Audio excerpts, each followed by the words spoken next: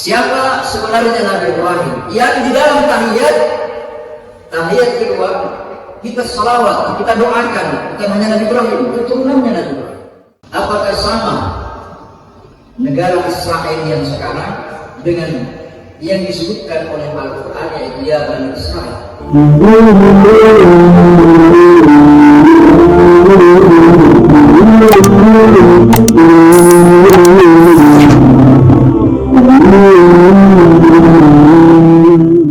Jamaah Jumat rahimahullah, insyaallah yang ingin saya bahas pada khutbah kali ini yaitu tentang mengenal keturunan Nabi Ibrahim alaihissalam yang salah satunya disebut dengan Bani Israel. Bani Israel ini menjadi salah satu surah dalam nama surah, salah satu nama surah di dalam Al-Quran, yaitu surah Bani Israel. Apakah sama negara Israel yang sekarang dengan yang disebutkan oleh Al-Quran, yaitu ya Bani Israel? Kalau kita gagal paham di sini, maka kita bisa melenceng. Kenapa? Karena Bani Israel ini adalah keturunan Nabi yang dari Nabi Ibrahim alaihissalam melahirkan Ishak, Ishak melahirkan Nabi Yakub, Yakub punya keturunan. Israel artinya, Isra artinya hamba, Il artinya Tuhan. Israel artinya hamba Tuhan. Sama halnya kalau kita di dalam bahasa Arab namanya Abdullah, hamba Allah.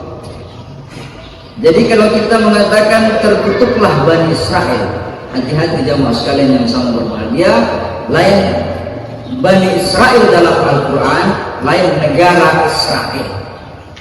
Negara Israel itu baru ada 1948. Tahun 1946 ada pemimpin Yahudi memanggil semua Yahudi yang ada di Amerika, di Jerman, di Rusia, di seluruh penjuru dunia, dipanggil untuk kembali untuk negeri yang defensif. Tahun 1948 mereka memproklamirkan kemerdekaan dengan merebut tanah Palestina. Itu namanya negara Israel. Jamaah sekalian yang sama berbahagia, di dalam Al-Quran Allah menyatakan, Inna Allah astafa Adam wa Nuha wa ala Ibrahim wa ala Imran ala alamin. Sesungguhnya Allah istafa, telah memilih. Inna Allah astafa Adam, Allah memilih Nabi Adam sebagai bapak moyangnya manusia, bapak fisiknya manusia. Adam wa Nuha, Nuh itu adalah bapak kedua manusia setelah tenggelamnya dunia. Nabi Nuh punya 4 anak. Dari situlah turun temurun sampai sekarang. Nuh adalah rasul pertama. Kemudian Nabi Ibrahim adalah Abul Anbiya, bapaknya para nabi. Jamaah sekalian yang sama berbahagia, Nabi Ibrahim disebut dengan Abul Anbiya. Kalau Nabi Adam namanya Abul Bashar, bapaknya manusia, Nabi Ibrahim disebut dengan Abul Anbiya, bapaknya para nabi. Kemudian Nabi Muhammad dengan gelar Sayyidul Bashar, penghulu seluruh manusia, bahkan seluruh makhluk. Jamaah sekalian yang sama berbahagia, di dalam Al-Quran Allah memperjelas siapa sebenarnya Nabi Ibrahim yang di dalam tahiyat kedua kita salawat, kita doakan, bukan hanya Nabi Ibrahim, keturunannya Nabi Ibrahim. Allahumma shalli ala Muhammad wa ala ali Muhammad kama shallaita ala Ibrahim wa ala ali Ibrahim. Maka Ibrahim Yahudiyya wa la Nasraniyya walakin kana hanifan muslimah wa ma kana minal musyrikin. Nabi Ibrahim itu bukan Yahudi, Nabi Ibrahim itu bukan Nasrani. Nah, pertanyaannya apa agama yang dibawa oleh Nabi Ibrahim? agama muslim, walakin kana hanifan muslimah, akan tetapi di agama yang lurus muslimah, berserah diri kepada Allah Subhanahu wa taala. Jadi Islam maknanya tunduk dan patuh, berserah diri hanya kepada Allah Subhanahu wa taala. Dalam ayat yang lain Allah menyatakan am taquluna inna Ibrahim wa Ismail wa Ishaq wa Yaqub wa asbata kanu hudan aw nasara. Qul a'antum a'lamu amillah. Apakah kalian, wahai orang-orang Yahudi, orang-orang Nasrani, ingin berkata inna Ibrahim, sesungguhnya Nabi Ibrahim wa Ismail wa Ishaq wa Yaqub wal asbat, dan keturunan-keturunannya ini dia Yahudi atau Nasrani? Apakah kalian lebih tahu daripada Allah? Jamaah sekalian yang sama berbahagia, mana mungkin Nabi Ibrahim adalah Yahudi? Yahudi itu dinisbatkan kepada anaknya Nabi Yakub. Belum ada Yahudi di zamannya Nabi Ibrahim, apalagi Nasrani. Jadi maka Nabi Ibrahim Yahudi wala Nasrani. Apa agamanya? Agamanya adalah Hanifah Muslim. Makanya dalam surah Al-Bayyinah, wa ma umiru illa liya'budullaha mukhlishina lahu-d-din hunafa. Mereka tidak diperintah untuk menyembah kepada Allah kecuali ikhlas dengan agama yang lurus dan benar. Jamaah-jamaah yang sama dimuliakan oleh Allah. Nabi Ibrahim awalnya dia tinggal di Babilonia.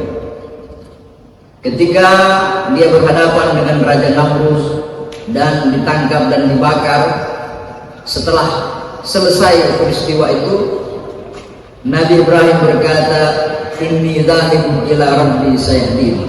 Saya akan pergi kemana Tuhan memberi petunjuk. Semoga dia memberi petunjuk kepadaku.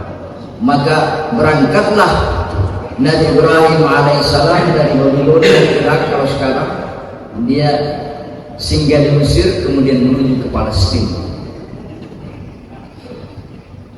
Jadi Masjidil Haram dibangun oleh Nabi Adam alaihissalam. Masjidil Aqsa juga dibangun oleh Nabi Adam alaihissalam, sebagaimana Masjidil Haram itu dibangun kembali oleh Nabi Ibrahim alaihissalam, begitu juga dengan Masjidil Aqsa.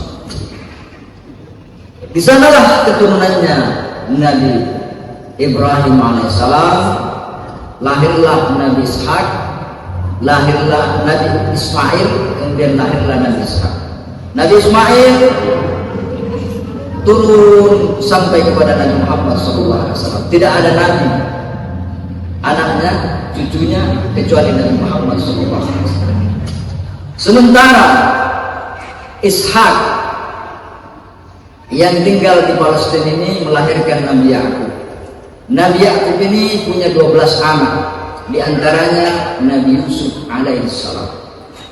Nabi Yusuf alaihissalam setelah dia menjadi perdana menteri yang sukses di Mesir, dia bawa ayahnya Yakub ini pindah ke Mesir. 430 tahun lamanya dia tinggal di sana. Mesir bukan negerinya mereka. Maka setelah kerajaan berganti penguasanya, terjadilah perbudakan, Bani Israel jadikan budak. Dari keturunan Nabi Yusuf alaihissalam lahirlah Nabi Musa alaihissalam, lahirlah Nabi Harun alaihissalam, sampai kepada Nabi Ilyas dan Ilyasa. Nabi Musa membawa mereka kembali ke negeri mereka. Tapi Nabi Musa alaihissalam tidak sampai membawa mereka ke negeri Mesir. Kenapa? Karena begitulah takdirnya Allah SWT. Maka ada nabi-nabi setelah Nabi Musa alaihissalam. Di dalam Al-Quran Allah menyatakan nabi ini mengajak kaumnya, Bani Israil, ya qaumi dukhulul ardal muqaddasata allati kataballahu lakum wa la tartaddu ala adbarikum fatanqalibu khasirin. Kata Yusha bin Nun, nabi yang muridnya Nabi Musa alaihissalam yang melanjutkan estafet perjalanan itu. Dia berkata, ya kaumi, wahai kaumku, masuklah ke negeri yang suci, negeri yang dijanjikan, negerinya para nabi. Wala tartaddu ala adbarikum fatanqalibu khasirin. Janganlah kalian berpaling. Siapa yang berpaling maka dia akan menjadi orang yang mereka tidak berani masuk ke negeri Palestina karena pada saat itu negeri Palestina dikuasai oleh raja yang kejam. Maka ada dua nabi, qala rajulani minal ladzina yakhafuna an'ama Allahu 'alaihim wa dakhulu 'alaihimul bab fa idza dakhaltumuhu fa innakum ghalibun. Kedua nabi ini berkata kepada Bani Israel, masuklah, yang penting syaratnya engkau bertakwa, bertawakal kepada Allah, maka engkau akan menang dan merebut negeri yang suci. Tapi dasar bangsa Yahudi dari dulu selalu membangkang kepada nabinya, bahkan mereka membunuh nabi-nabinya. Qalu ya Musa, inna lam nadkhulaha abadan ma damu fiha fadhhab anta wa rabbuka faqatila inna hahuna qa'id. Kaumnya berkata, ya Musa, pergilah engkau dengan Tuhanmu, berperang melawan mereka, kami akan menunggu bagaimana hasilnya. Bayangkan begitu kerasnya mentalnya kaum Bani Israel. Jamaah sekalian yang sama berbahagia. Nah, pertanyaannya, dari mana kaum Yahudi ini? Nabi Yusuf alaihissalam tadi punya saudara tertua namanya Yahuda atau Yahuda. Dari sinilah lahirlah namanya bangsa Yahuda. Jadi Yahuda itu nama orang, neneknya, anaknya Nabi Yakub, disebutlah keturunannya dia bangsa Yahuda. Agamanya agama Yahudi. Jadi bayangkan, neneknya Yahudi, bangsanya Yahudi, dan agamanya agama Yahudi. Tentu berbeda dengan Bani Israel. Jamaah sekalian yang sama berbahagia. Karakter orang-orang Yahudi ini itu sudah digambarkan dalam kisah Yusuf panjang lebar. Bagaimana mereka tega membuang Nabi Yusuf. Yahuda ini anak tertua yang rela membuang saudaranya di dalam sumur. Jadi jangankan orang lain, saudaranya saja dibantai, dilempar ke dalam sumur yang gelap. Dia berbohong kepada orang tuanya. Waja'u isya'ai yabkun, mereka datang di waktu gelap dan mereka berbohong. Waja'u bidamin kadzib, mereka datang dengan darah kebohongan. Dia ambil darah kambing, dia sapukan ke bajunya Nabi Yusuf, baru dia berkata, ayah, saudara kami dimakan serigala. Ini karakter Yahudi. Bagaimana ketika dia dipimpin oleh Nabi Musa, banyak tanya, banyak protes ketika diturunkan makanan dari langit. Wa anzalna 'alaikumul manna wassalwa. Mereka bosan makan itu, mereka minta berbagai macam makanan. Jadi mereka hamba yang tidak bersyukur. Karakter Yahudi selanjutnya, mereka banyak bertanya ketika ada peristiwa, ada pembunuhan. Mereka disuruh menyembelih seekor sapi, Abu Bakar. Mereka bertanya, malaunuha, berapa umurnya, bagaimana warnanya, sapi yang model seperti apa. Itulah karakter asli daripada kaum Yahudi. Jadi tidak heran kita bagaimana kejamnya orang-orang Yahudi membantai orang-orang Palestina. Sejak tanggal 7 Oktober sampai hari ini 17, sudah lebih 1 bulan mereka membombardir negeri Palestina. Sudah lebih 11.500 orang yang mati. Apa maknanya? Mereka memang dari dulu, jangankan orang lain, saudaranya pun mereka rela. Jangankan saudaranya, orang tuanya pun mereka bohong. Siapa orang tua kita? Orang tua negara itu adalah PBB. Mereka bersandiwara bagaimana supaya Palestina ini tidak diakui sampai sekarang. Padahal tahukah Anda, negara yang pertama yang mengakui Indonesia adalah Mesir. Gamal Abdel Nasser. Mufti dunia yang mendoakan, memfatwakan kemerdekaannya Indonesia adalah mufti Palestina. Jamaah sekalian yang sama berbahaya. Sementara dia sampai sekarang tidak mendapatkan kemerdekaan. Kenapa? Itulah karakternya, dia membohongi dunia, dia membohongi orang tuanya sebagaimana Nabi Yakub membohongi oleh Yahuda dan saudara yang lain. Jamaah-jamaah rahimahumullah. Kenapa kita mesti mencintai Palestina atau Masjidil Aqsa? Di dalam hadis Nabi menyatakan bahwa la tushaddu rihalu illa ila salasati masajid. Tidak dilakukan perjalanan kecuali ke 3 masjid. Al-Masjidul Haram wa Masjidi wa Baitul Maqdis. Boleh hukumnya kita berziarah, membiayai perjalanan kita untuk menziarahi Masjidil Haram, Masjid Nabawi, dan Masjidil Aqsa. Selain itu, ya tidak dibolehkan. Artinya tidak dianjurkan. Apa maknanya? Bahwa salat di Masjidil Haram, salat di Masjid Nabawi, salat di Masjid Aqsa memiliki nilai yang berbeda dengan masjid-masjid biasa yang lain. Yang kedua, kenapa kita harus mencintai Palestina, Masjidil Aqsa? Karena dia adalah kiblat yang utama.